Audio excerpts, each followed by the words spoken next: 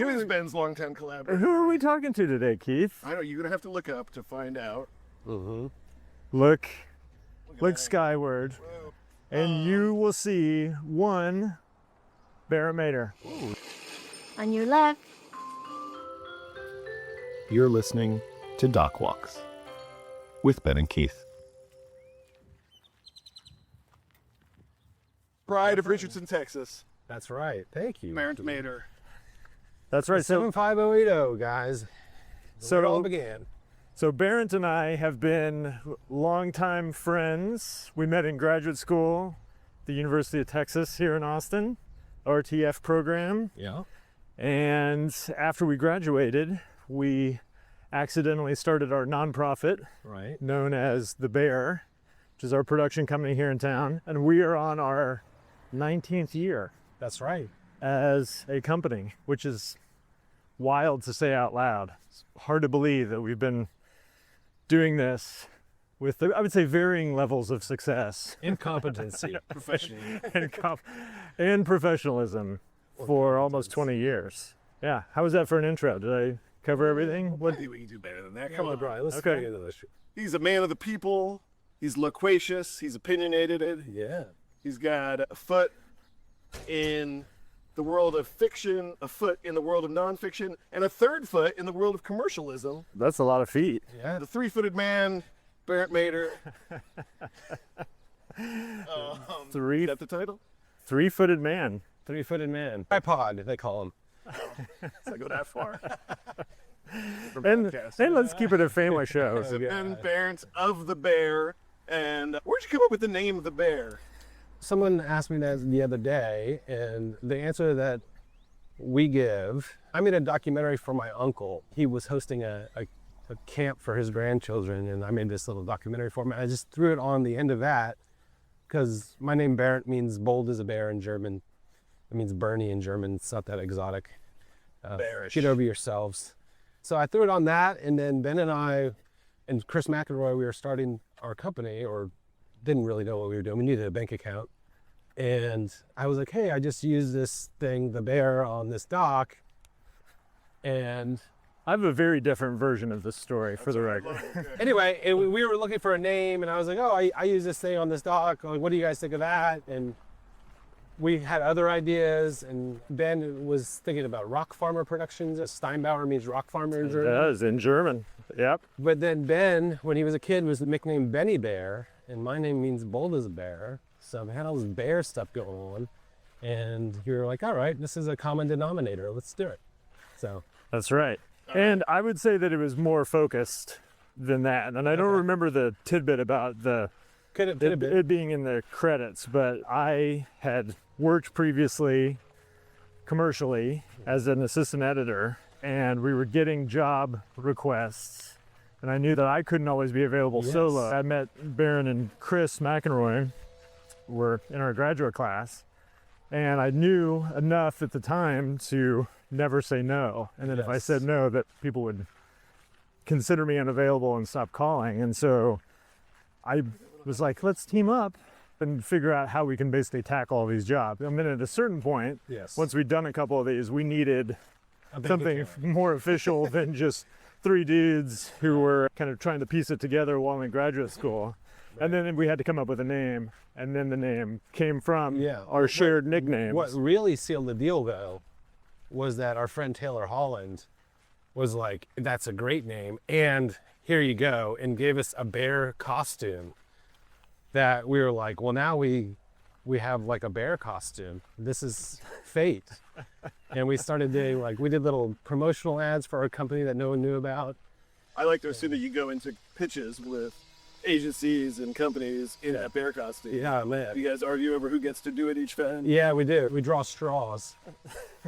So basically for almost 20 years, it's been a very unusual name. And people are always like, why the bear? Why did you come up with it? Right. And then lo and behold, sorry, Keith, you aren't, but you're the best at that.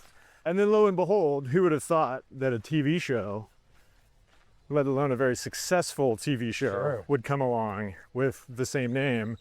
And the saving grace is that at least it's a good show. People think now when I wear the hat that I'm just a big fan. I would think it's like an affirmation that we were really on to something 20 years ago. That a show 20 years later is very popular. That's right. We're ahead of our time. Yes, chef. We're so far ahead that we're behind. Actually, Herd chef. Well, this Chris McElroy. Who's he? That's literally a name I've never heard. He's like the Pete Best of. Yeah. No, Chris McElroy, he's an amazing filmmaker. He actually just came and visited my class at UT this semester.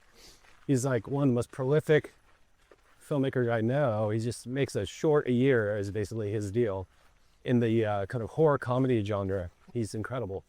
Anyway, he was a grad student, a fellow grad student of ours in UT, and we kind of all joined together, stumbled our way into founding the Bear together. So he was a third partner.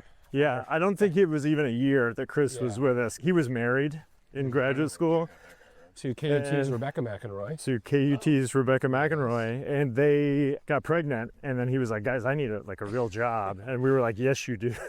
And this is not a real job. Yeah, we were not making very much But luckily, we at the time, I was helping Margaret Brown with this Arkerville River music video, and Rose Hanson Smith was a producer on it, and she was like, "Do you know anybody who needs a full-time job, because T3, this ad agency in town, is looking for an in-house director?" And I was like, as a matter of fact. Yeah. And he's basically been with T3, that is now known as a different name, but ever since. And they are super lucky to have him, because he's one of those guys that can kind of do everything. He's a multi-tool player, as they say in baseball. All right, let's show Yeah. So here we are with Berndt. We're walking along the hike and bike trail here at Lady Bird Lake in Livingston. If you've been on the podcast before, you've been with us here out at the lake. But this is a particularly placid, gray, delightful spring, kind of neutral weather morning. Yeah, we're marking an occasion here for our little show. This is episode number 50. We have done 50 episodes of this podcast, Keith Maitland, which, when you look back, is sort of hard to believe. That's a fair amount of episodes. And we thought, what better way to mark it than with one of the producers of the show, Oh, yeah? and That's me. my best friend, my business partner, There you Berndt go. Mader. Amen. Mark it up. I'm honored to be here, guys, and I'm really happy that both of you are here. Okay. But it's just Ben. I see Ben every day. That's It's just true. Keith. It's like going to the fresh air and like you get Dave Davies. You don't want Dave Davies. You want Terry Gross. And you guys together are the Terry Gross. Yeah, I was like, wait a second. In this the analogy, podcast I think you just called me Dave Davies. No. As somebody who's been on Fresh Air and found out at the last minute it was going to be Dave Davies, I can concur. Hey, no harm, no foul, Dave. I'm down anytime you want to do it. Hey, look, Terry. We love Terry, we're still available. All three of us are still available. Yes. Ben, I told this to Berndt the other day when I saw him up at the Bear. I was a little nervous because you guys know each other so well. I didn't want to feel like a third wheel. Yeah. I didn't want to feel left out of all the inside jokes about bone marrow and whatever else it is. We have those. Yeah, got Yeah. the bone marrow. But I also thought, well, maybe I'm offering a little bit of a service to our audience, Yes. kind of being a neutral observer, somebody who can come in and help bring some of the best nuggets to the surface out of curiosity and Absolutely. and That's right. ignorance, really. You can be the Dom DeLuise to our Burt Reynolds. See, perfect. Yeah.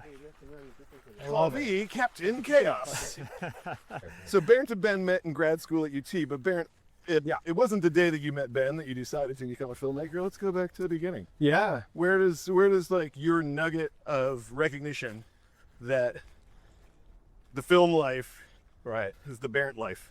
My father was a photographer, so I grew up around his studio and around his photography sets, and I thought I wanted nothing to do with that.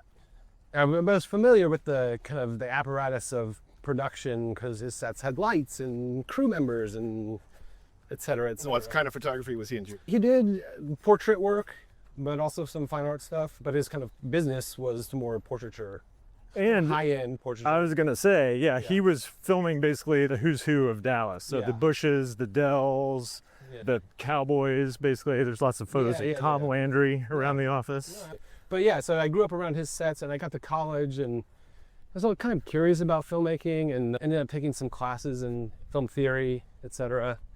And then an old buddy of mine, David Gordon Green, who I grew up with in Richardson, Texas, as you mentioned before, Keith, was about to make his first feature film. And I saw him at my brother's, what do you call it? Wedding shower, I guess. Okay. And he was like, hey, I'm about to make this movie called George Washington. I'll send you the script.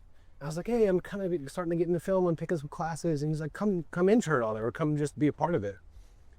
And I was like, oh, that sounds cool, but I got this internship at Killer Films lined up. And he was like, well, just push that internship back, come down to North Carolina and help us on this movie, George Washington.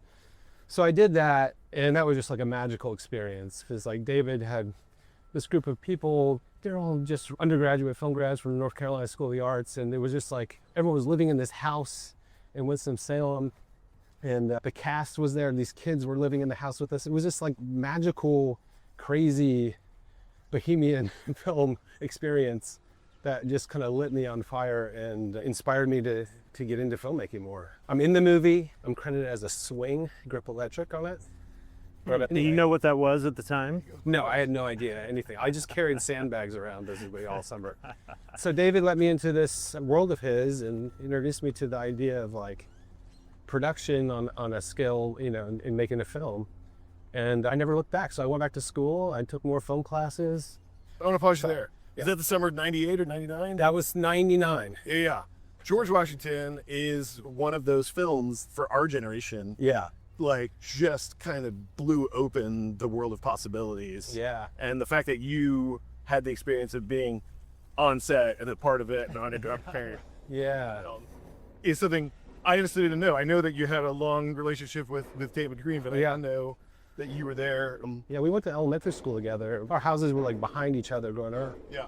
So he was just an old friend, and he's 3 years older than me. So we had those times where we were, you know, close as, you know, young kids. And then the teen years, you kind of lose each other. And then we kind of became buddies again through this experience and are still good friends today. So. And just to interject really quickly, Brian Belitek, who is a very well-known commercial director who started Smuggler Films, also grew up in this neighborhood. So there's something in the water in Richardson, Texas. Well, I brought up Richardson at the beginning because I grew up probably about 4 miles away from you in Plano, Texas. Oh, Next to yeah, it wasn't in the water. That's where There was a water treatment facility. and there was a wall that kind of came up. I just wanted to say for our listeners out there, if you haven't seen George Washington, and of course David Gordon Green is a big name in a couple different genres of filmmaking and production, and just like an all-around great guy. But George Washington, I feel like, is one of those films that like it made a splash, it made an impact, it launched his career, it reframed, I think, for our generation, that kind of indie film model that had kind of burst on the scene 7 or 8 years earlier. Right.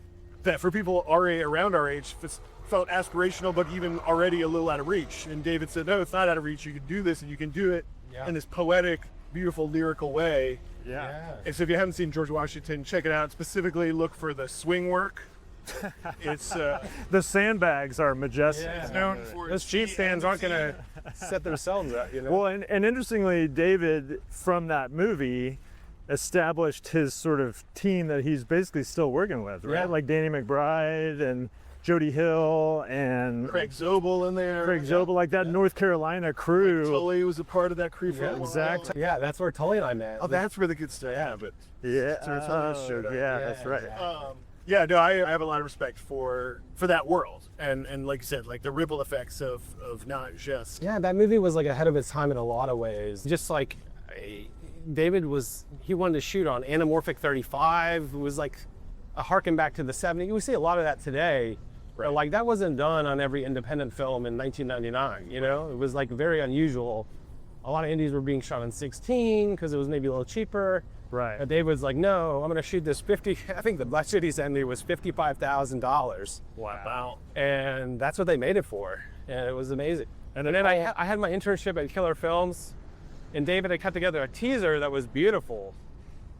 And they were trying to raise money for finishing funds. And he mailed me this VHS tape, and he was like, see if anyone at Killer can see it and get behind us. We need money. Old Christine and Pam aside. I did. I showed her and Pam the teaser, and I remember her comment was, make sure you're not being purposefully obtuse. Oh. Keep track. Because it was very lyrical and not like a concrete story, which, you know, that's the movie. It's like this kind of coming of age very charismatic, kind of impressionistic. That's film. actually a pretty good note, though, I would say. Yeah, Like, yeah, don't- yeah, make it's sure not it's bad. not just like weird for weird's sake. Yes, and Yeah. it was this beautiful teaser, and I told them that they were looking for finishing funds, etc. But that never happened. I think they found it elsewhere. But anyway, that's the George Washington story. Well, Christine Vachon is somebody we should try and get on the podcast. Her book was it If Looks Could Kill? Shooting to Kill. Shooting to Kill. Yeah, which I read that summer. Yeah. Yeah, that was hilarious, man. Youth. That's great. Foundational text. 1999. I was sleeping on my cousin's wife's sister's air mattress. Hey, Every morning, and the air mattress had a leak in it. Every morning I woke up on the floor, and I would just pump it up every night, and then boom, on the floor every morning. Somewhere your cousin's wife's sister is on a podcast right now. Yeah. So you should have this great air mattress. She's actually like an executive at Alphabet, Google's parent. Wow. Really? Yeah, but that's So she has a very nice air mattress now, I would So imagine. Barrington, your role as executive producer on Doc Walks, Yes. you're going to reach out to Christine Vachon Yes. and to somebody at Vanessa Cho Vanessa. Yes. and others. And so you'll get Google as the David sponsor. Gordon Green. Get him on here. Get David. Yes. Yeah. David Gordon Green did me a very nice solid. I do not know him Mm-hmm. very well at all. Yeah. I've met him a couple times through the years. If he is, like I said, an inspiration, both for how he started, but also like the business that he's built, Yeah. and like his facility at genre hopping and maintaining his own voice. Yeah. And I was very fortunate. A few years ago, we were in a award season. Mm-hmm. He hosted a brunch for me with legendary producer Ed Pressman. Yeah. And it was kind of one of those moments of 1999 coming to Yeah. like a reality and like Oh, pinch yeah. yourself kind of. Yeah, David's full of those stories, man. I mean, he won't tell you about them, but he's been a connector of people and is always going out of his way to write an email or do some outreach on behalf of another filmmaker. He's a total mensch in that regard. Yeah, he's done a ton for me and a lot of other people, so definitely shout him out. Yeah. Well, and David, interestingly, is a connection point to the documentary that we made yeah. that it was never going to come out. Just But- like every documentary you want to make, once you just don't want it to come out ever. It's always better in your mind when no one can see it. Well, in a way, that's actually true about this movie because we made this documentary during COVID.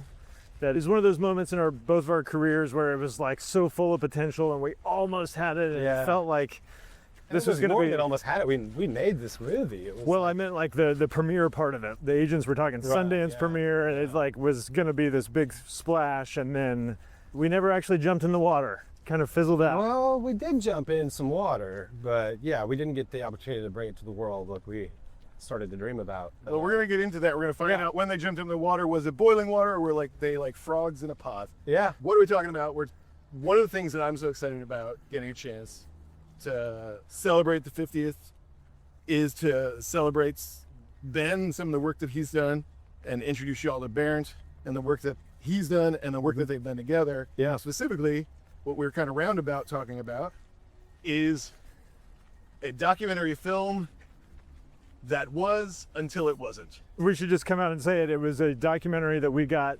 contacted by Roughhouse, which is David's company, to make. I was just chatting with David and just catching up with him, David Gordon Green, and we hung up the phone, and then he calls me back like a day or two later, and he's like, hey, I can't believe I didn't bring this up, but we're starting a documentary division at his company, Roughhouse, and the first film out the gate, we're going to make a documentary on Kid Rock, and would you guys want to be involved?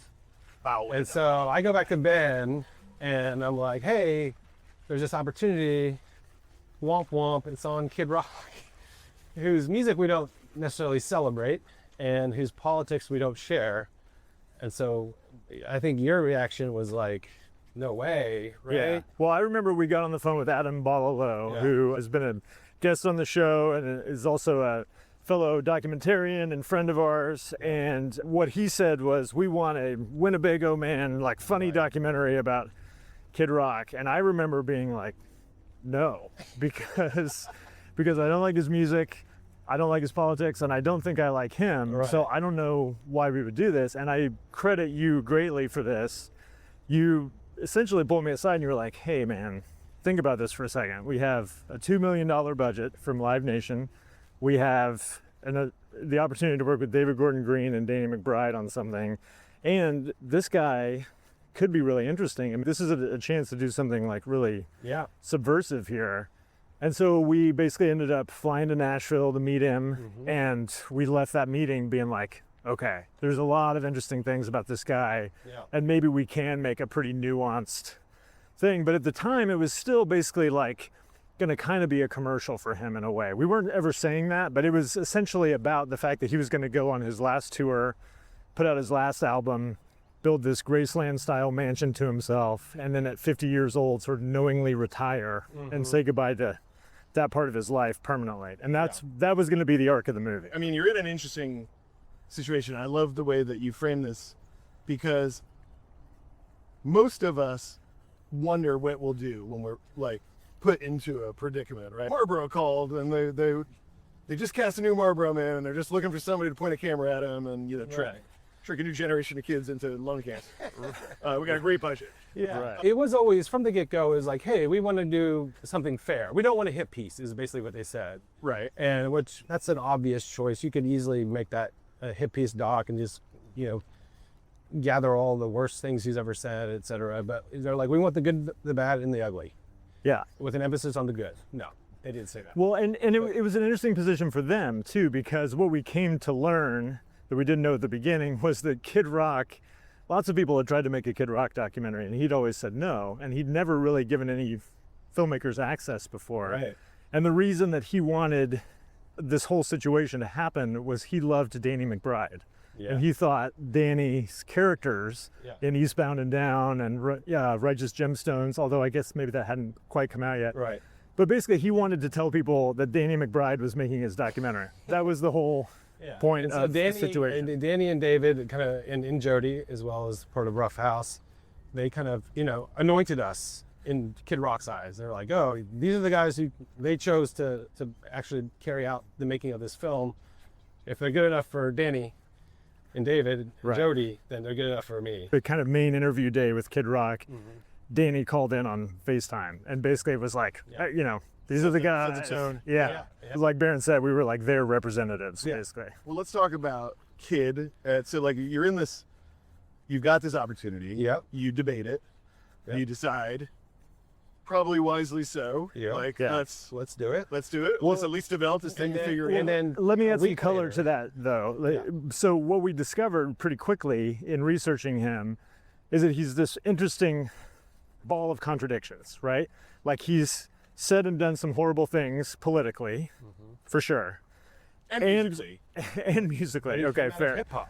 But he came out of hip hop. He was signed to Jive Records at 18. Yeah. He was best friends for a time with Reverend Run of Run DMC. He'd worked with Chuck D, Grandmaster Flash. Like he was like super legit in the eyes of the old school hip hop community. And then he played Obama's inauguration. He had a band that was racially and gender diverse, who had been with him for like 30 years, and all were like super loyal, defended what he said. So there was like there were these things about him that were not cut and dry and easy to just put aside. That's what you came up with in your research. I want to get to is, what was your first impression when you actually met the guy? He'll win you over. I mean, he's a total Midwestern guy. He's like, first question out of his mouth is like, can I get you a beer? That Coors Light, probably. We are back where we started because I'm going to fall on the sword for this one. I did not format the cameras. So we ran out of card space right in the middle of that Kid Rock conversation. Where were we in the Kid Rock side? I think we're building to the Kid Rock curse. Yeah. Like this story does not want to get out is I think the undercurrent. I really appreciate it. And I'll be honest with you. Like when Ben told me that you guys were making the Kid Rock documentary, I had the reaction that I think a lot of people probably have had, and I'm glad to know you guys also had, which I wasn't aware. Which is like, why? Why platform this guy? And one thing that's interesting to just remind people of, which I think is very important to say, is that this is 2019, not 2026, when we were having these conversations. 2020. Well, we started talking to him in 2019, like the very end of 2019. And so we can have different facts, but well, it's true. It was February 2020. It was February 2020 when we met Kid Rock. Maybe it was December 2019, but what I'm pointing out is that while he was very Trumpy, he was not where he is today. Like he was writing these sort of conciliatory songs at the time that were about like, we're all Americans, we should all party together, we've been too divided. And he was making this effort towards reconciliation, which, as you've seen the movie, Keith, you now see in the movie. And so we were around him at a time when that was like shifting a little bit, and it wasn't quite as like super hard, I'm all about MAGA all the time, that he has since become. Rock slag and ego. Yeah, Keith saw a rough cut of the movie when we were editing. Right. Yes. Back in the day. And I was curious, like, where that film would have gone if you had had the opportunity to finish it. I mean, what I saw was a finished cut, but it wasn't the finished cut. I mean, there were a couple black slugs. I'm sure, like every film, it would have gone through, you know, a couple of more rounds of revision and kind of decision making. Well, what I saw was a very congealed. We turned in the director's cut to Live Nation, which is basically the second of 3 edits, which is, to your point, like we were getting ready to basically lock it for color and mix and all that. We were supposed to interview Rick Rubin. It was our last interview. He was producing the album that Kid Rock was working on. And he kept putting us off, and then finally the whole thing imploded. Well, and before we get to the implosion, because I want to dive into the implosion and that feeling, but I guess for me, like, this is, you know, I started by saying this is a movie that was until it wasn't. Mm-hmm. But like every movie, the question at the beginning is like, is this even a movie that should be? Right. And one of the things I know from knowing Ben is how important it is for him to tell stories about connection, about people coming together, about giving respect to other viewpoints, and about finding common ground, especially in the fractured, politicized, left-right world that we live in. He always blah-blah-blahs me about stuff like that. When I hit him with like strong and accurate and righteous opinions about how the world He may be there now, but he was not there then. He did not want to make this movie about Kid Rock. And I feel like I honestly a little bit seriously, like no joking around. Like I got to like him and understand him and come to see him as a very complicated, complex person, like we all are. And he's not somebody who's like super easy to demonize for me, because I met his parents and his brother and heard the stories about how he grew up. And I think, like all of us, nobody is purposefully doing bad things. I think we all think that we're doing what is the best thing in our best interests, and we don't understand how it lands all the time. And I think he falls squarely into that. Yeah. And for Berndt, where was your mindset at night? Like, I thought it was an interesting opportunity from the get-go. The film was financed, which none of our films were ever financed. It was working with some of our close buddies, David Gordon Green and Danny, who I don't know as well, but I just thought it was like, hey, this is a great opportunity. This is going to be a high-profile film. Can we do it in a balanced way? Can we do it in a fair way that, you know, doesn't pull any punches on this guy, that celebrates his achievements, which he's had a lot of? I want to give Berndt a ton of credit, because it was supposed to be about him putting out his last album, going on his last tour, and then knowingly retiring. Right. And then COVID hit, and all of that went out the window. And Roughhouse and Live Nation hadn't signed their deal yet. Like, it was not happening when COVID hit. And Berndt, to his extreme credit, was like, we need to start filming right now. It was like immediately as COVID happened, Berndt hopped in his car, drove to Nashville. We hired a local Nashville DP who was amazing. And the two of them shot some of the best footage in the movie. And the fact that we started meant that the movie happened. So like, and that's all credit to Berndt. We kind of got a little momentum that way. But yeah, we were talking with Adam, or EP, and or collectively wondering, like, you know, this is such a bizarre moment for everyone, right? What does this look like for Kid Rock? So I guess I volunteered to try it up there. This is like still like, you know, you're wiping everything down.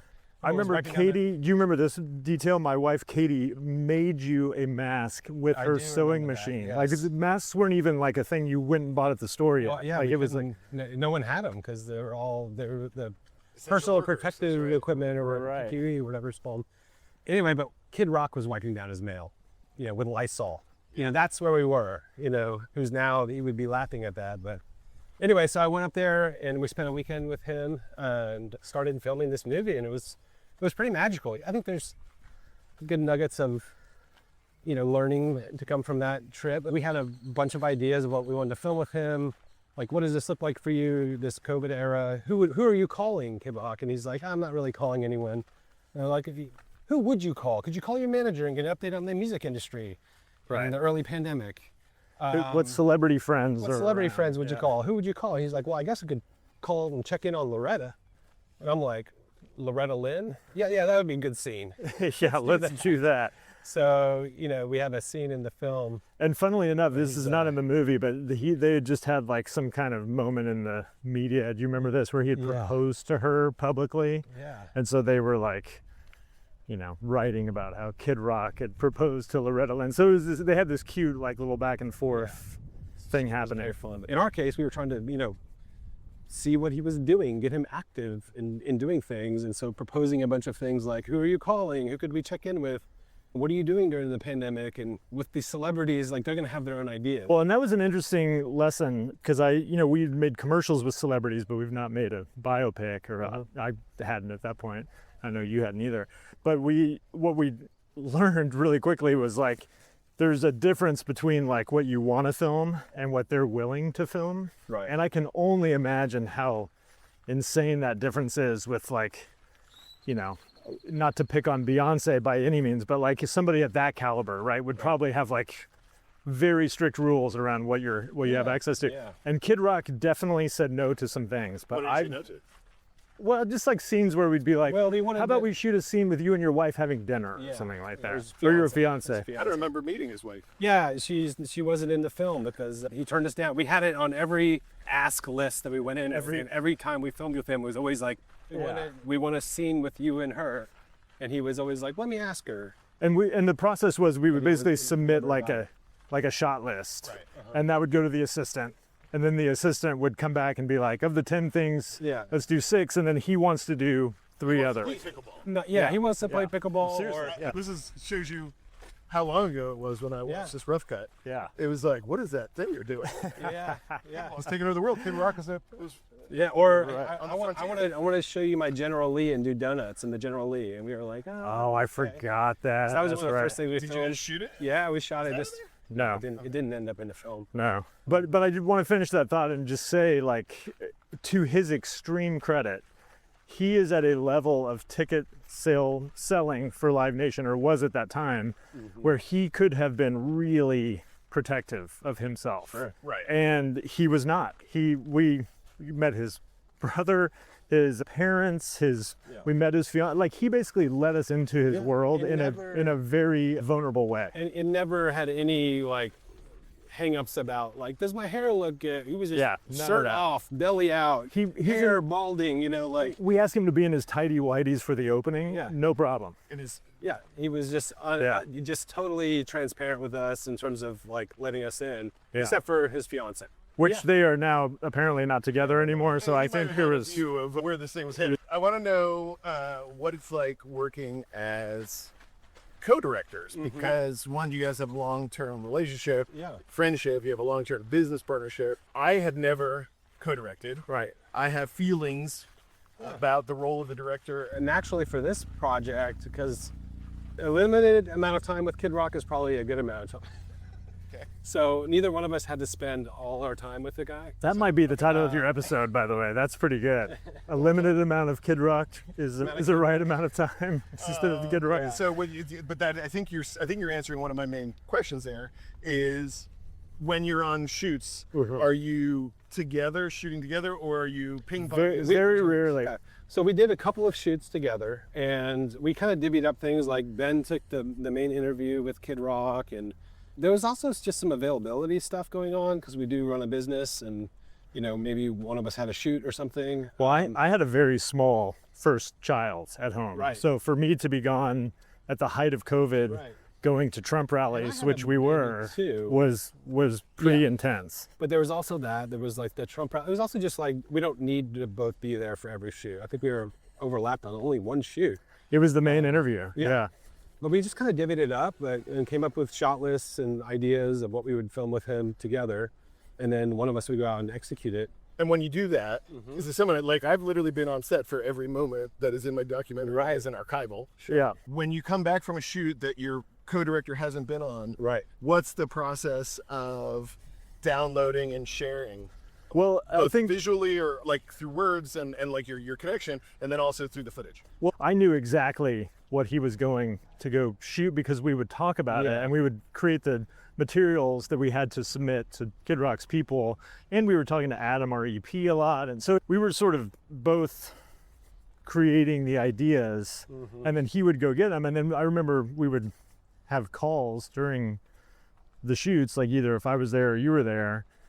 So it wasn't like you would come back and have stuff that was like, oh, whoa, I can't believe you got it was more like knew what he was, what the objective was, and then we went and there was some definitely surprising moments, but like it was, we kind of knew what the story was. We didn't know who was going to be at Kid Rock's 50th birthday party, but like, you know, Jimmy John's founder, what's his name, Jimmy Leotode, was there, and Theo Vaughn was there, and you know, we didn't know who we were going to interview, but that just. But like we knew that we were going to be there, that we would pull people aside and get their take on and Kid Rock and turning 50, etc. And you know, in true documentary fashion, like it was always great material because it was surprising. And when you had like a pretty electric main character, which love him or hate him, he is that, right? And an interesting world which he lives in, where John Daly shows up showing dick pics, right?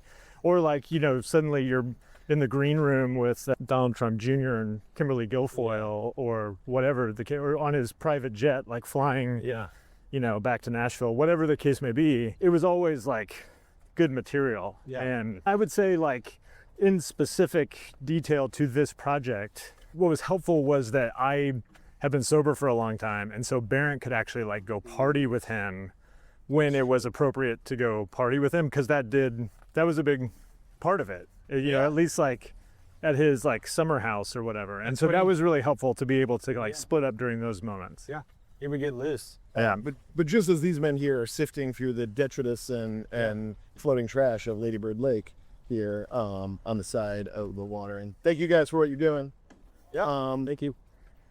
Somebody has to dig through the footage. And somebody has to, and that's I guess what I'm asking, because when I'm on set, I'm there for every moment of the camera rolling. And the feeling, like, it's one thing to have a plan, and I certainly have a plan and talk through it with my producers. And, you know, I don't know that I prepare to the level that you guys do. I'm sure I don't. But I have, you know, there's shape and goals and kind of like beats that you're going to go. And just even by nature of what you're pointing a camera at, where you're going, what the location is, who's going to be there. For me, so much of like what makes an edit come to life is like sifting through the footage with your editor. But because I'm there, I know the footage, and then I get a second set of eyes, his eyes on it, and then we put our heads together. I'm just curious, like, when you're not, just because I've never done this, when you're on a shoot, and you go and get stuff, and you come back and you've got, you know, a terabyte of new footage, and you've had these experiences, how do you tell Berndt what happened, and then Berndt, how do you engage with the footage, and or vice versa? Well, I'll give you a great example, which is Berndt. Again, to Berndt's extreme credit, was like, we need to go film this moment with Kid Rock at the Super Bowl.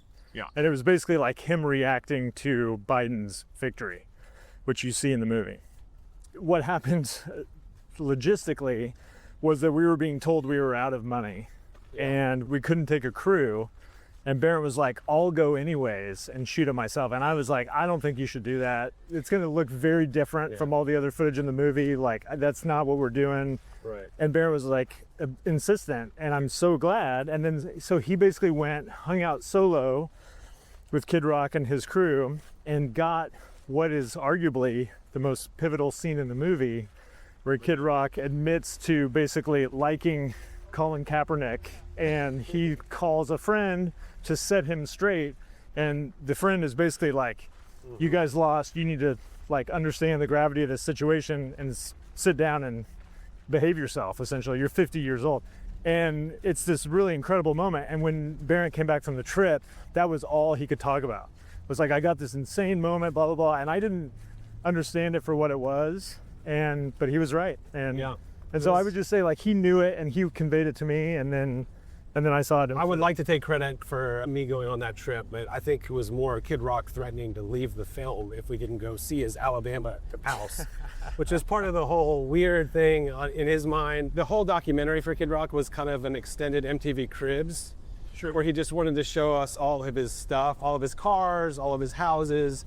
And he was like, you guys haven't seen my Alabama place yet, which he's got a little hunting ranch or whatever next to Hank Williams Jr. And he had his like classic cars there too that he really wanted to show off. Classic cars. And anyway, so he was like threatening to leave the movie, which is so weird. And we didn't have any money left. And I was like, okay, I'll go with a camera and do my best job shooting, which I don't do a lot of anymore. So anyway. And when he comes back and he tells you how great that is, are you diving into the footage and saying, let me just watch a raw feed of that and give feedback, or is it just the editor? I mean, it's important to understand maybe the level of the film that this is and also the timing. Like, this is kind of towards the end of a $2 million movie with celebrities, and we were trying to hurry for a Sundance deadline. There was like reasons why we were out of money and out of time.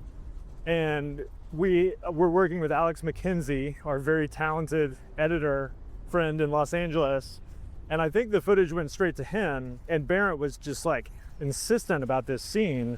So I think the first time I saw it was cut into the movie, and it just worked like gangbusters. He does a mea culpa. He apologizes at the end, and he says in interview on camera, I used to hate it when rock stars got political, thought they were assholes. Now I'm the asshole, and I'm gonna step back, shut my mouth, help other artists, be a good grandpa. He's a grandfather at 50. And try to sneak into heaven is what he says. And he literally, in that moment, is basically apologizing and saying he's going to change. And that, to me, to go back to your earlier question, I think did sort of give me, like, drag me politically a little more to the center and give me hope and make me think, like, holy shit, if a guy like Kid Rock can grow and change in his old age, there's hope for all of us. And I think that was what was so heartbreaking for me personally about the movie not coming out, is I feel like it was this real, like, conciliatory, like, we could all understand each other a little bit better type of portrait, where it was critical but fair, and you end up it's not black empathizing. or white. It's not black or white. It's non-binary. Kid Rock is the original non-binary. Just straight up Abby.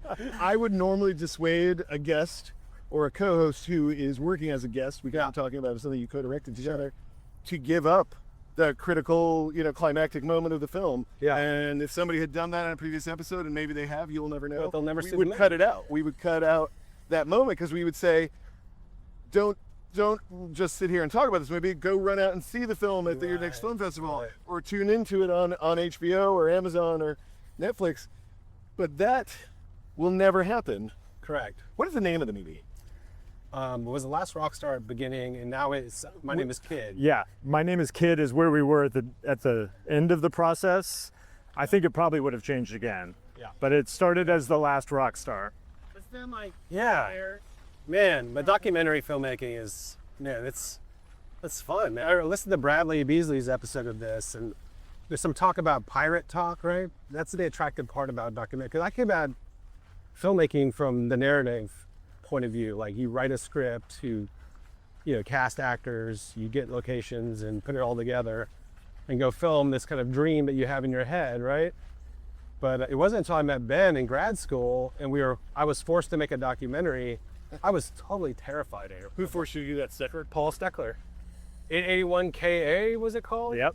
And That's I our made a first semester documentary for the first class. time ever, not knowing how you do that, but have since fallen in love with the practice. And there is this kind of pirate mentality, this kind of like filmmaking as sport that you can embrace in documentary, where it's a little bit, you're thinking of things on your feet, and you plan ahead and can do things. You can plan to a degree, but you got to be a little bit improvisational. And Well, it's all about adaptation. But you have like the wild adaptation of like a pirate who's on a treasure hunt.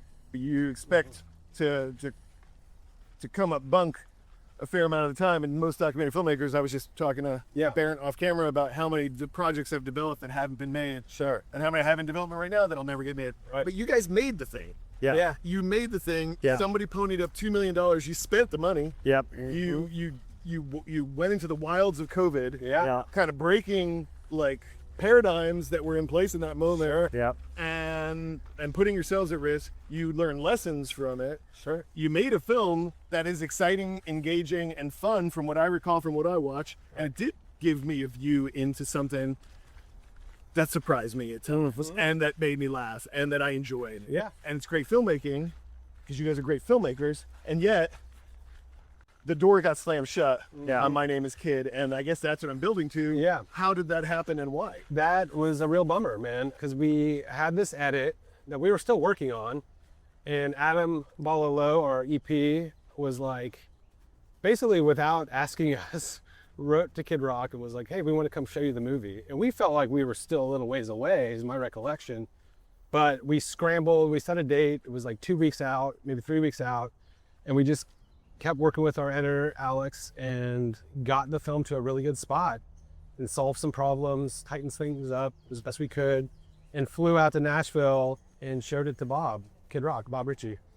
And his manager was there, a bunch of his friends were there, they were really drunk and rowdy, and he watched the film and he loved it, and he hugged us afterwards. And He was like, I can't believe how cried. good you guys are. Yeah. That process? No, he didn't. His manager was there. He was like, I think it's 95% there. I just want more footage of him like filling arenas. And his manager is like the tip top, like Nashville. He had been like Dolly Parton and Kenny Rogers. He was like a scary dude. Yeah. So the fact that we got his blessing was huge. Yeah, he was into it. Kid Rock was into it. We showed it to Live Nation. Live Nation loved the film. The sales agents were talking about a Sundance premiere. We were like, oh my Roughhouse God, we loved threaded it. this needle. We've made this film that is critical of him, but also celebrates the accomplishments he's had in his career. Wow, we've done it. We made this movie that feels like a fair take on this guy. And we were like high-fiving. David Gordon Green loved it. Danny McBride had very minimal notes, loved the film. Jody Hill loved it. Everyone liked the film. We were like, this is a miracle. We did this thing. And June of 2022, Pride Month, Kid Rock is at some bar and gets up on stage to sing with somebody. And they had made an announcement, put away your phones, don't film this.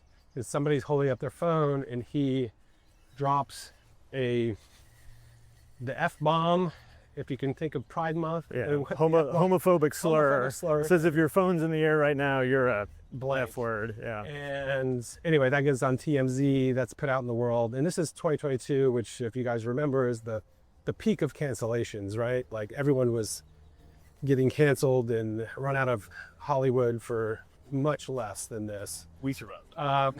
Exactly. But anyway, so Danny and David and Jody rightfully were like, man, feels really toxic. We're playing with fire here. And Which so is wild to us because there's so much worse stuff in the movie that we were like, well, what did you think was gonna happen? This is actually like fairly risky. So who's the reactive point there? I think the lawyers. I think lawyers were like, the upside on this is, you guys have this giant show with HBO, Righteous Gemstones, which is amazing. The show's amazing. Like, this is not really worth it for you guys to be publicly associated with this character who's making these homophobic remarks in public, and which I totally get and understand. And so they were like, we're gonna get out of here. And so we were kind of left.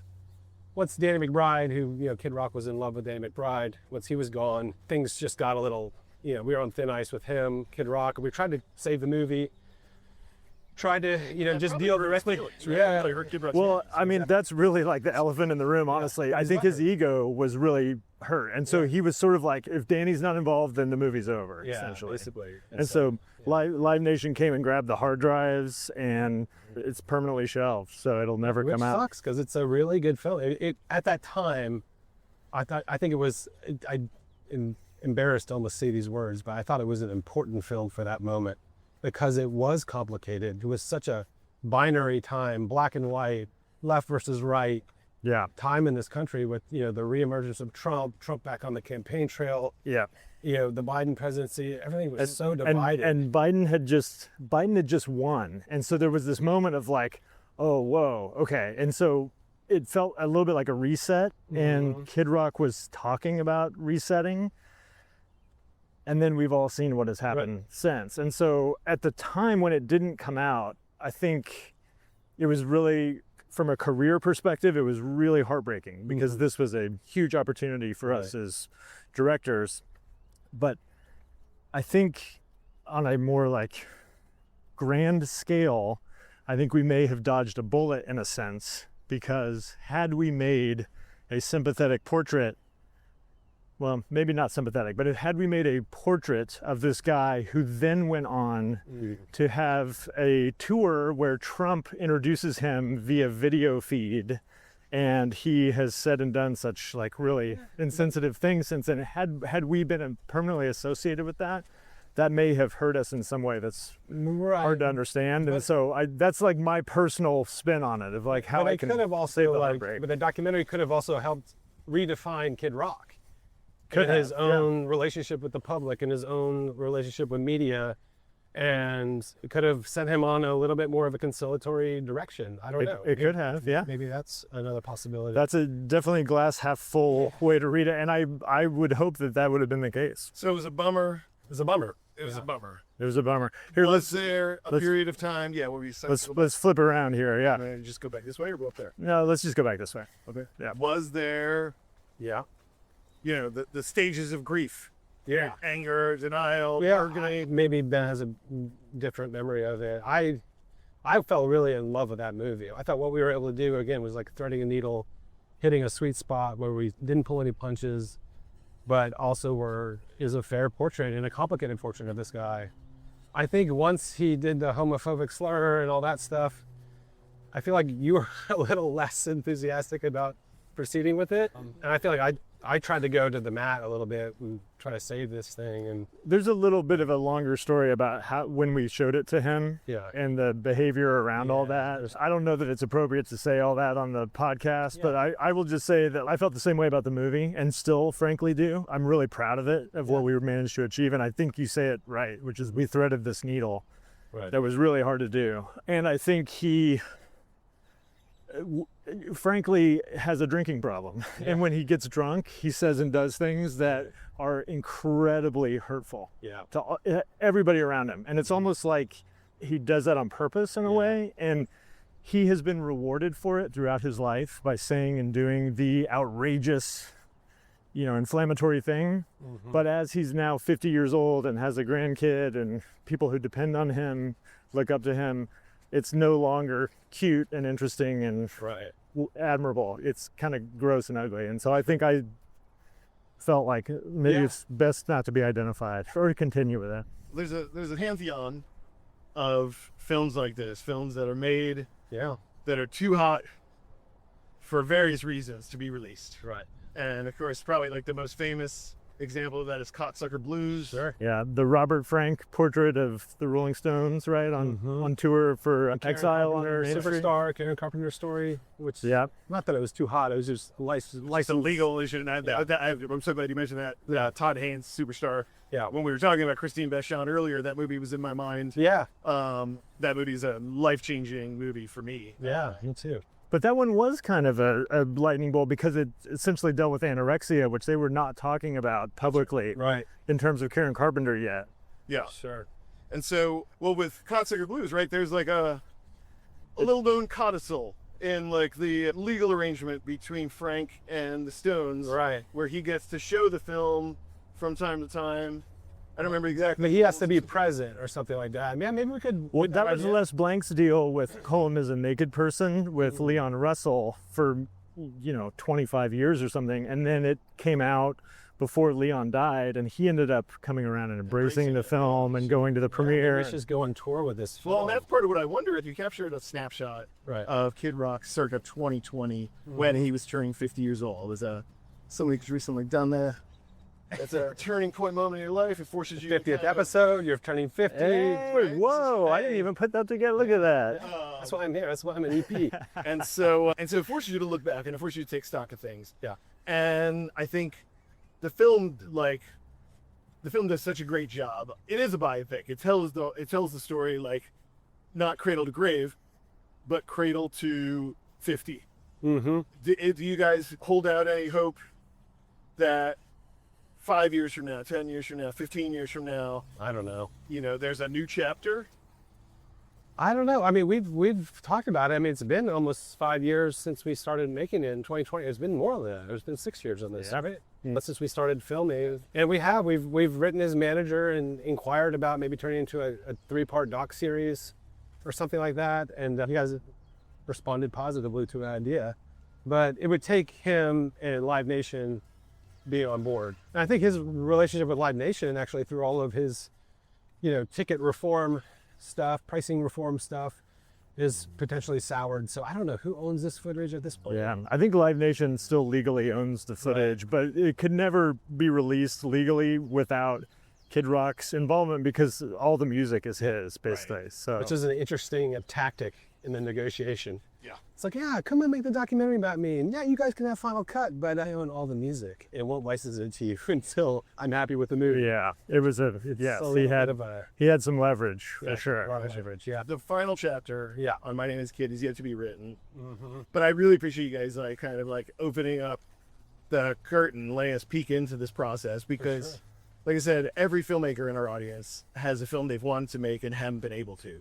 Everybody has probably started a process, right? Even gone on a shoot or two or cut together something and couldn't either crack the storytelling or more likely crack the financing. Right. But I don't know anybody personally that has gone down the $2 million rabbit hole the way you guys did and ended up with something grave that can't be shared. I mean, if you want to spend $2 million, we can do that for. We know it is. We know it's just the way. Maybe We like sushi. some things for my cabinet of curiosities only, just something for my eyes only. We like sushi. We like bone marrow, fine wines, and spirits. It's a novel position to be in, and I'm glad we get a chance to talk about it, and I wish people could see it, because again, I think it's something that feels like both sides could get something out of. And when we were screening the rough cut for notes, we would show it to people of both political persuasions, and both sides really liked it and came away with different viewpoints of it, which was remarkable at the time. Yeah. Because the country was very polarized, I mean, as it is now still. But. Yeah. I think we need more of that for sure. I know that we're not too far from the end of our walk, and I want to spend some time talking about some of Berndt's other work I want too. to make a point, because I was about to get there myself, and there's a recognition here that, Berndt is a man behind the scenes of this podcast as the co-owner and co-founder of The Bear, who produces the podcast. So by nature, he's automatically an executive producer. But he is also like a partner to Ben in ways well beyond this Kid Rock scenario. You guys have co-directed Chop and Steal, which we've talked about a little bit on this show. And Ben has gone and done an episode with Joe Pickett from Chop and Steal. Yeah. You guys have an ongoing commercial enterprise with The Bear that every week is responding to RFPs and making pitches and making great work. I mean, I really love that stop motion material, the plumber stop motion material. Shout out to Ro Rao. Ro Rao, yeah. Your directors, your co-directors, but your producers, your executive producers. You've got a stable of directors that work with you at The Bear. So I guess my point is there's a lot of stuff we could be talking to Berndt about that we are not going to get to just for time constraints on this. Well, the Kid Rock is a particularly interesting point in our career, right? And we were doing it together, which is really fascinating. Yeah. And then it was just a high profile nature of the subject and working with our friends, David Gordon Green and Danny McBride. It was a really wild time, and it's good to get to talk about it. In addition to the Kid Rock film, it's great to talk about it. I'm glad you felt that way too. Ben had hinted around the Kid Rock thing a number of times. And I'll tell you, Ben is different than me in a lot of ways, and one of the ways is that I don't like to talk about the possibilities and the potentials and the things that aren't seeing the light of day kind of till they're ready to go. Right. And that's why I feel like I'm sometimes a little vague about what I'm developing or what I'm trying to work on. But Ben is very open, and I mean that in a good way. Like, you're engaging with the work and the ideas that you have with the belief that they'll happen and they're real, and you talk about them openly, and I think it's a healthy way. It's not my way. And so we've talked about the Kid Rock movie. I think it's just trickled in in natural conversation a number of different times. Yeah. So to give people kind of a view of this, it's a weirdly dissatisfying. I mean, it's 2 years of our life, see it. It's 2 years of your life as a filmmaker, and it's hard to spend all that time and effort on something that will never see the light of day. So we like talking about things that you'll never see. Yeah. As a documentary maker, you deal in speculation. Like, you are a gambler. Yeah. Like, that is what you do, is you conjure some idea. This story is important. This needs to be told.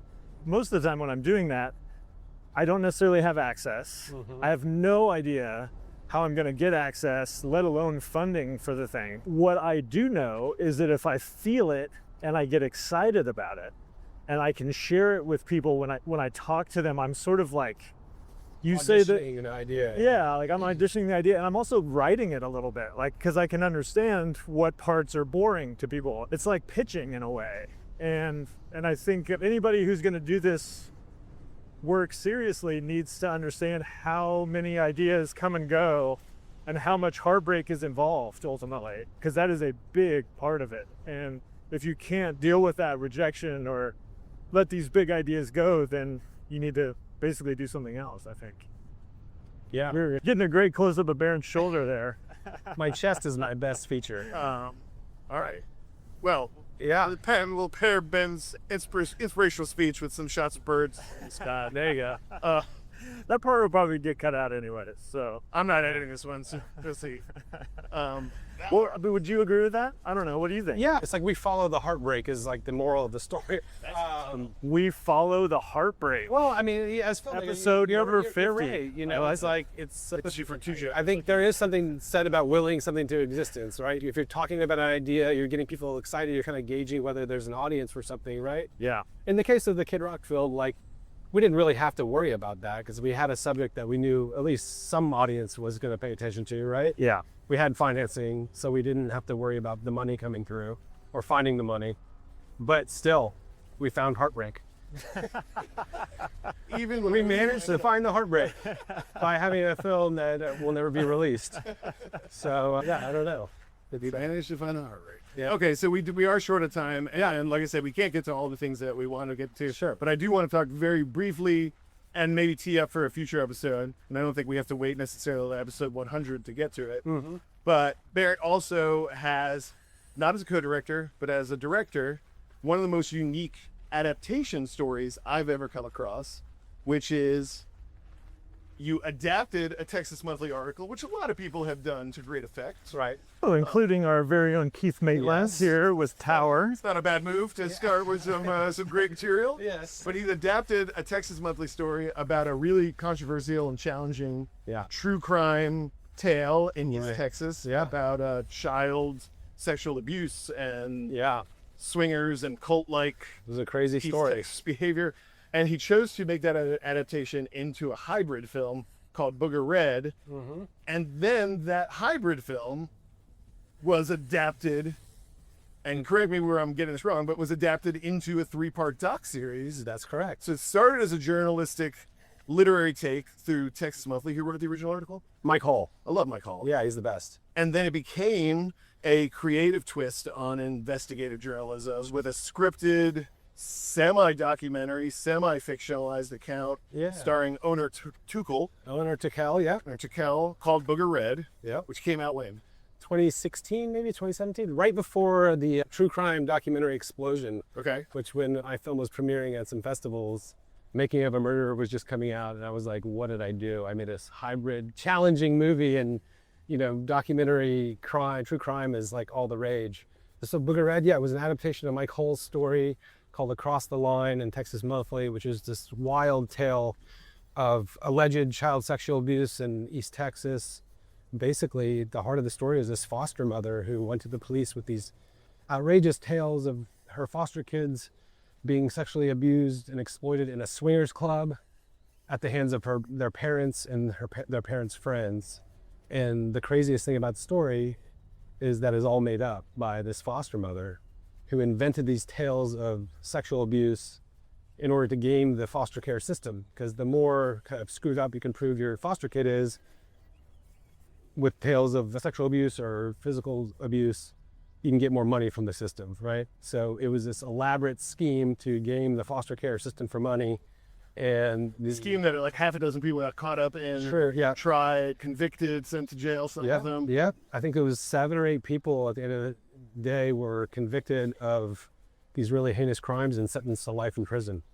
And it was all based on these fabricated stories. And when you read Mike Hall's story, Yeah. What was the light bulb that said, I have an idea of what to do with this? It was just so, every page was more wild than the last, and it involved a guy named Booger Red, was one of the parents' friends, who was allegedly like the ringleader of this child sex ring. It involved swingers in East Texas. This is like Bible thumping East Texas, right? It was just like, everything was so bizarre. And like, there was an actual swingers club in this little town in East Texas that had existed for only like 4 months before it got closed down. It was just like stranger than fiction, every bit of the story. And I met with Mike, got along with him. He was like, this would make a great film. And then I was a really big fan of the Kiarostami film, Close Up, which is an Iranian film, where he follows this court case where this guy basically impersonated this famous Iranian director and ingratiated himself with his family, and then gets basically found out that he's an imposter pretending to be this director. And Kiarostami goes back and recreates the meeting of this guy posing as this famous Iranian director, ingratiating himself with his family. It's a bizarre movie, and I was like, I'm gonna make my version of Close Up using this crazy East Texas true crime story, and I'm gonna invent a reporter character that's gonna go in and interview all the real people involved in this story and discover the story himself as if he's writing about it. Does that make any sense? It does. I watched it last night. This is a film I've known about for almost 10 years, and I didn't catch it when I was on the festival circuit. I remember having talks about it with Owner at a party years ago, Right. and watching it just last night. It was exciting because it was like, so much of documentary filmmaking is this kind of shoe leather, behind the scenes. You know, it used to be you'd go and knock on people's doors. Now everything's on Zoom. Right. But still, there's like a whole layer of research and investigation that print journalists do and then get to write, you know, from that. But we kind of do that before the process takes hold. Right. And so for you to kind of capture that process, it's a journalism story. I know who doesn't like, I love journalism story. It's an investigation, it unfolds. And the fact that it's true and it's, you know, quote unquote, based on a true story is what you expect in a fictionalized account. But this takes it a step beyond, because while Owner is an actor, is a filmmaker and an actor, playing a fictionalized version of himself as a reporter, Right. the people that he's interviewing are East Texas victims of a hoax, victims of a life-changing, you know, injustice. And yet they're appearing as if they're meeting a journalist for the first time. They're sharing and reacting to his questions, and no doubt, like, in full honesty of what they experienced. But at the same time, it's a fiction because they're pretending like they don't know there's a camera there. It's not a documentary setup where everyone acknowledges the camera's here. Sure. Right? It's a fictionalized setup of a non-fiction scenario. It's a mind bender of a story. Yeah. It's a mind bender of a way of approaching the story. How did you, that's my question, is like, how did you approach those real people? What were those conversations like? Yeah, I mean, that's a great question. I mean, it's been a while. It's been almost 10 years since I started making that movie, maybe longer. But basically, I just told them that we're going to tell your story, and we're going to do it in this unique way with this character who's playing a reporter, but all you have to do is tell your story, tell your truth, and we're going to splice it all together, get the account right. And they knew that. They knew that I was going to get the story right. They knew where my heart was and that I was sympathetic to their cause. And I had spent a lot of time with these people already. Yeah, we're right here by. But yeah, it was a risk for sure. I thought it was a novel approach to telling the story, but it's amazing that I got the opportunity to do it as a straight doc as well a few years later, when I was approached by some TV folks out of New York to redo it as a straight up doc series for HBO, which is what's out there now, called How to Create a Sex Scandal, where we got to do a straight doc version of it. So I'm glad that we have both. Well, I noticed at least one setup that snuck in from Booger Red. Yes. The lady who's in the front seat of the swinger. Yes. Yes. The actual swinger, Sherry Adams, she and her husband Russ, you know, they got a little crazy back in the day. They were involved in the swingers club. But yeah, her appearance in the original film Booger Red and also in the doc series is important, because if all of this stuff that the sheriff and DA of Smith County was saying had happened in the swingers clubs, but these kids were abused in the swingers club, the only documented actual swingers that were talked to were Russ and Sherry Adams, and they were admitted that, hey, we were swingers at the club. And so if that's where all the abuse was, Why aren't these two proprietors and managers of the Swingers Club arrested also? Why aren't they in prison? Right. So that was kind of an important moment in my film and then also in the doc series. But she would not participate in the doc series. Yeah, so I don't know why that was. She got cold feet at the last minute. I think that there's kind of exciting ethical questions to bat around, but that's not what I want to do right now. Sure. What I want to do is just like play with this idea of, as a director, directing actors can be, you know, like an intimate and psychological and emotional interplay. Doesn't always have to be, right? It certainly can be. But also directing participants or subjects in the documentary also has those elements, and people don't talk about that much. Yeah. If the episode is called we followed the Heartbreak, a lot of documentary filmmakers, that's their whole careers, and I'm certainly guilty of that. Like, I've made films about people at the worst moments in their lives, and you're asking them to sometimes relive the worst moment of their life, to dig into it, to share things that they haven't shared sometimes with their loved ones or their therapists. You've done that now on the subject in two unique ways. Right. Talk about your relationship to real people and bringing like challenging subject to the surface, especially when it's got a filter of fictionality. Yeah. I mean, in this particular case, it was always about, you know, getting the story out there and exposing the DA's office in Smith County. Smith County is one of those counties, you know, behind the pine curtain, so to speak. As I say here in Texas, it's like, it's the deep South, right? It's like you know, you go to jail for writing a hot check. If you have over a certain amount of liquor in your car and you cross the county line, you're going to jail. And there's a lot of racism and classism baked into the system out there. And so that was a larger goal for all of the participants. They just didn't want this to happen to any more people, right? They didn't want the kind of good old boy network of DAs who see a bunch of people living in trailers and just think like, oh, these are easy targets. These guys let's just lock them up. So there was a bit of system fighting that was easy to get everyone on board with out in East Texas. In this case in particular, the impetus is like, how wide can we get this story? And yeah, we took a swing with Booger Red and it got a limited release and all that stuff. But like maybe a documentary series on HBO will bring more eyeballs to this outrageous story and foster more outrage at the system and get things changed. And things have changed out there. Like there's literally a new sheriff in town. There's a new DA. Like things are looking better in Smith County. And I don't know if our efforts have been responsible for that directly, but I think they've contributed to the chorus of angry voices out there, you know, in wanting change. What was in your mind when you were considering and then deciding to take another bite out of this apple? Because I don't know anyone's ever made the same story twice like this. Did my weird indie hybrid doc narrative idea, and I felt like a degree of responsibility that I didn't get a wider release, that I didn't get more attention, didn't draw more attention to Smith County, and in this case in particular, these kind of the true victims in this case. So I felt a little bit guilty having taken that swing, and it was another opportunity to tell that story on a bigger platform on HBO and really get the story out there. So to me, it was like a second chance in a way to do right by these folks and do what I'd always told them. We're trying to shed light on this situation, on this corrupt DA's office and this kind of railroading justice system out here in East Texas. So it was an awesome opportunity. Well, that's great. That's great. I mean, that's a healthy and responsible way. And we ask people to kind of give so much to us. Yeah, it's these challenging stories. Sure. And that feeling of like, my film didn't quite go as far as I wish it had. Sure. To get another chance. I guess I'd never looked at it that way. I can see that really clearly. I've been feeling that. I think this did that. I mean, it landed on HBO the day that HBO and Discovery merged. So it got a lot of eyeballs. Yeah. And that was, I think, really helpful. I don't know if it changed anyone's life, but I think they feel even more vindicated than they had.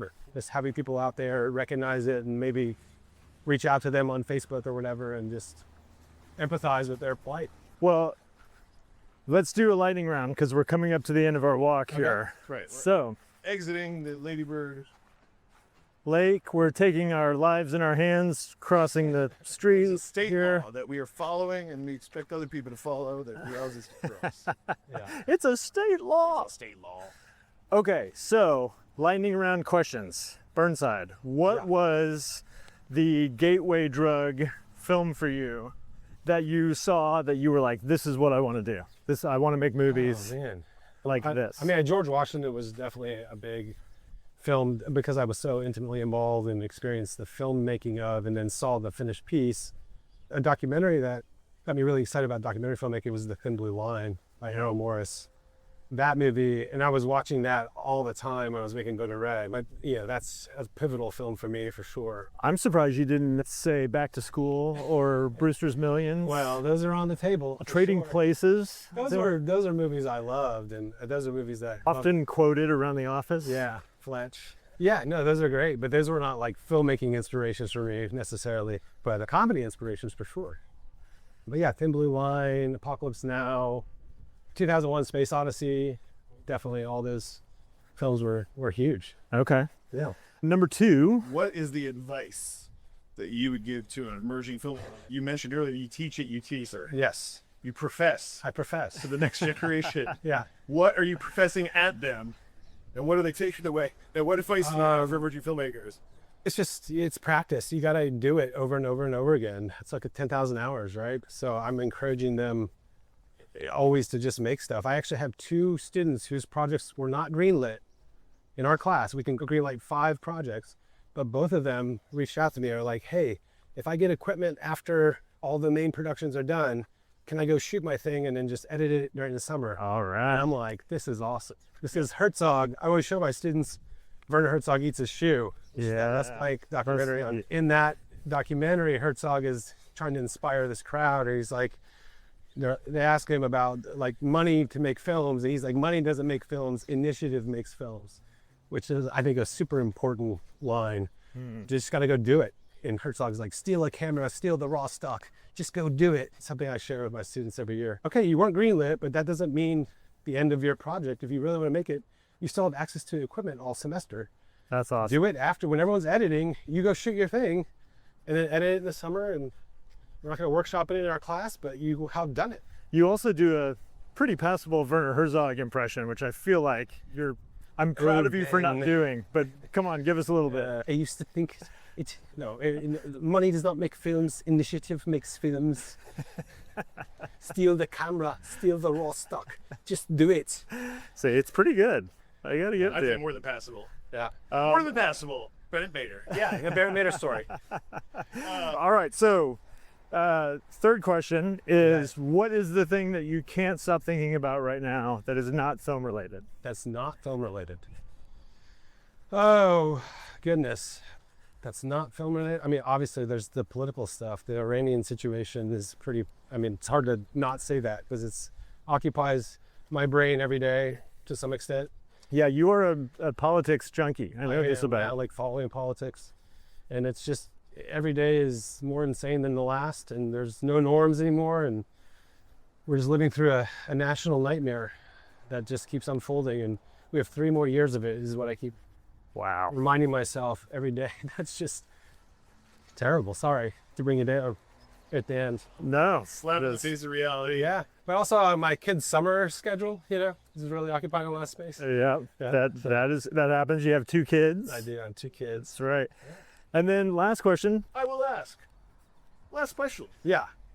What is your dream collaborator? I mean, you've obviously lived the dream. Yeah, I mean, Every day I can't. How can I live up to my collaboration with Ben? And now you've got to be on dock walks. So I mean, really, it's like 2. Man, I would love to. Like Kid Rocky, might as well just call it a day. I've actually, I wish that I could collaborate with Richard Linklater, write a script and that Rick makes. It'd be awesome. Yeah. I think that'd be fun. Yeah, that's I actually don't think a lot about collaborating with people, but I think that would be fun. I know a couple of people who have written scripts that he's made, and he's just such a cool dude and been a really nice guy to me and the Bears. So yeah. Yeah. Awesome. Well, Burnside, this has been great, man. Dude, make it good, guys. Make it 5 minutes of gold. Thank you for doing this, brother. Yeah, It's all been. All right. Yeah. All right, let's I cut. hope this is. I think that did it. It's an episode, you guys. We did it. We always talk too much at the end. I think that was great. Let's cut. Oh, are you still rolling? Cut.